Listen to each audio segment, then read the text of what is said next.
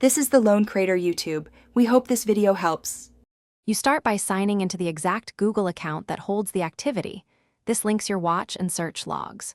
Once signed in, open YouTube and navigate to Library then History. That's your central list. Make sure you're checking watch history versus search history, because each stores different items. If you use multiple devices, choose the device filter or check recent activity timestamps so you know where entries came from and why they appear in this list. Once on the history page, use the search box at the top to find a specific video by title or keyword. This is faster than scrolling. Then apply filters, date range, or device to narrow results to a session or gadget.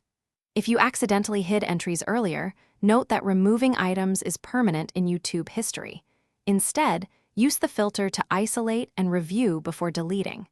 When you find the video, click the three-dot menu. To finish by confirming watch history is enabled so new views are recorded. Toggle resume if it was paused. If you need older entries that aren't on YouTube's page, check Google My Activity. It can contain synced YouTube logs. Sign in with the same account and look under YouTube history.